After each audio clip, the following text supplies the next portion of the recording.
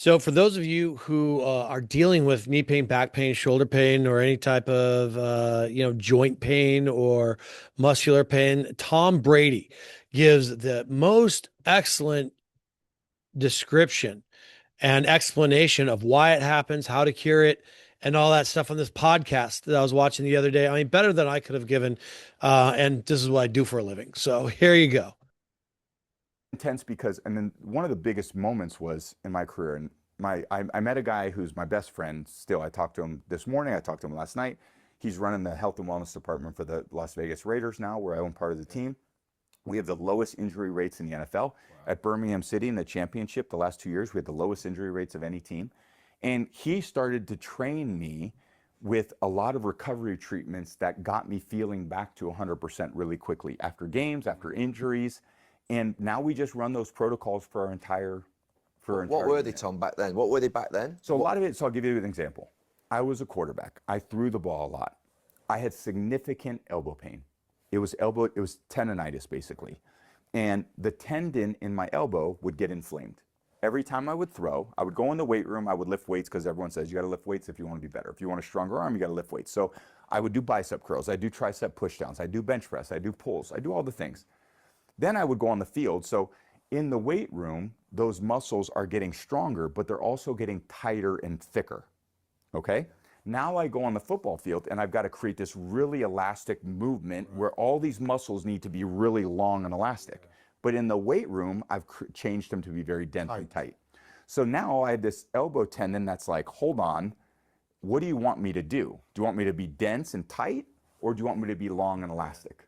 So this tendon is now becoming very inflamed through all the repetitive throwing motions day after day, to the point where I couldn't throw anymore. I would have to take days off. You take this day off, and then you come back and you practice every other day. And after All right, and so what Tom's talking about here is a major problem that athletes have, but also translates into other problems that us non-athletes have.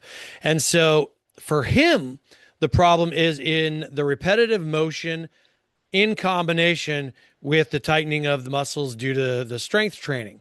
Without the treatments that he's going to describe after this to bridge that gap. In the general population, the non-athletic population, we might get something that we call undertraining.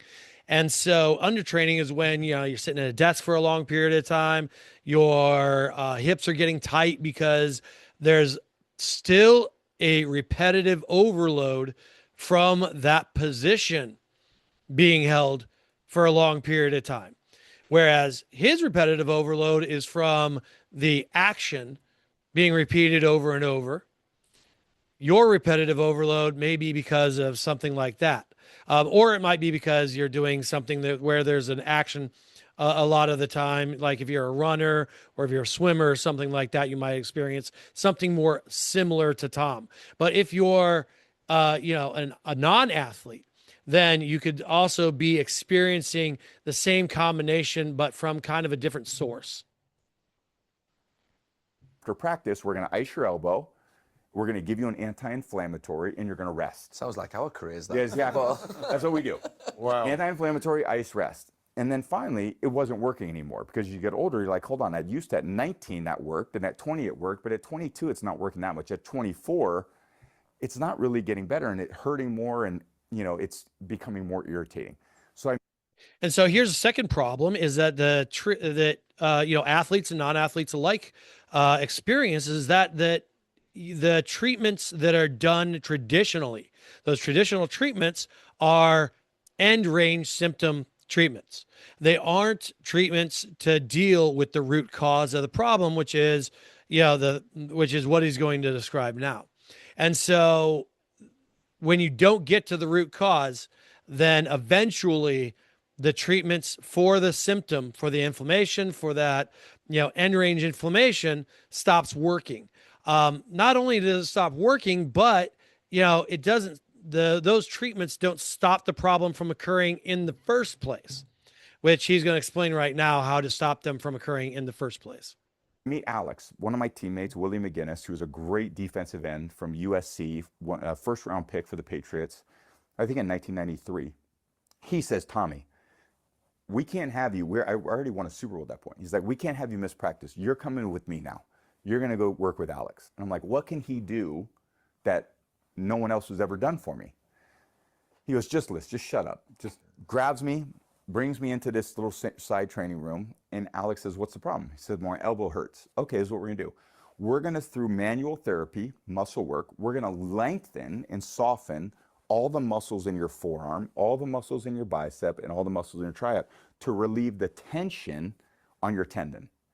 Your muscle doesn't, your tendon doesn't hurt because they're too weak. They hurt because they're too tight. So we need to, through muscle work, relieve the tension. So now, instead of these muscles being very short and dense, we're going to make them long and elastic through the treatments. So now, after 3 or 4 days of him doing the treatments, I would ice the tendon a little bit to bring a little inflammation down.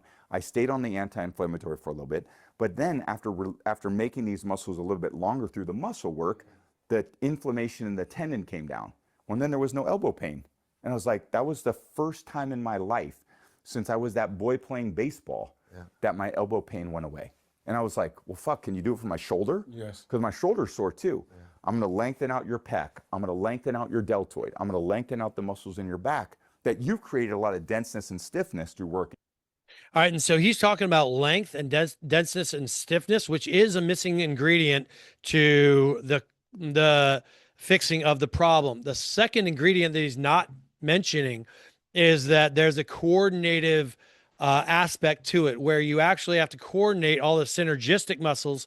Sorry for the jargon, but you have to coordinate all the muscles that are not not these short and tight muscles, but the opposite muscles have to be engaged appropriately to give the proper coordination of that shoulder, elbow, and arm complex to be able to work and operate without the pain.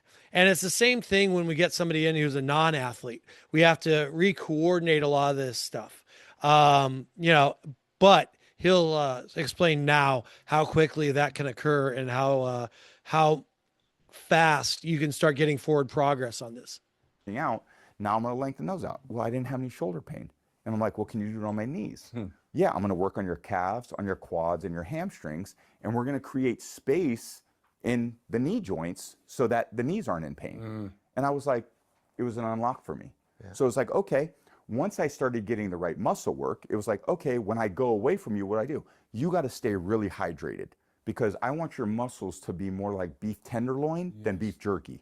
If your muscles are like beef jerky and we put tension on that, they're going to tear. Yeah. And so now he's bringing in the secondary aspect, which is nutrition and the fuel and having the right situation from a health standpoint that those mechanical issues, the muscle issues, as he says, or the motion issues, are better able to take effect. So we got to be really hydrated, which how do we get dehydrated? There's a lot of things that dehydrate us. Travel, certain, drink coffee, drink alcohol, dehydrating. You sweat a lot. You go in the sauna, you steam room, you sweat a lot. But if you don't rehydrate, your muscles get really dry. If you get dry, they tear easy. So, okay, we're going to stay hydrated. We're going to put a lot of electrolytes and trace minerals in what you drink. And then after that, after 3 or 4 years, it was like, well, what do I need to eat?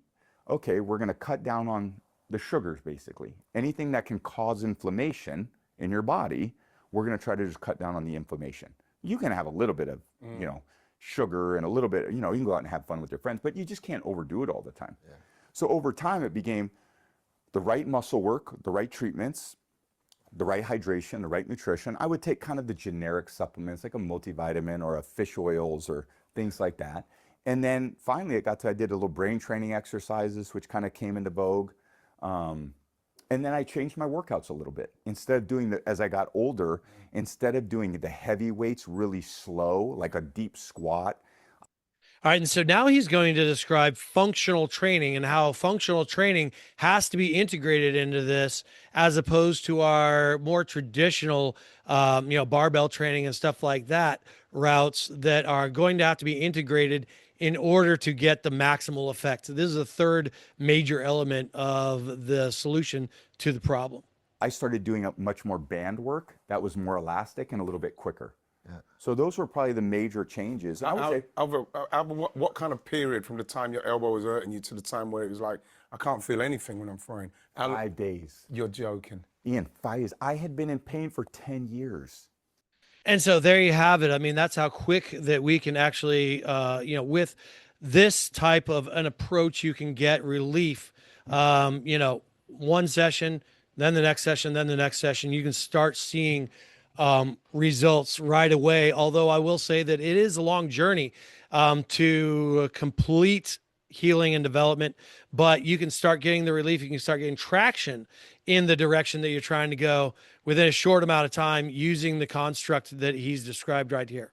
So thank you very much. If you need to ask, need to contact me for anything, then whatever you're watching this on, whether it be, Instagram or an email or a, YouTube, something like that, then you should have my contact information. I welcome you to get a hold of me. Thanks a lot.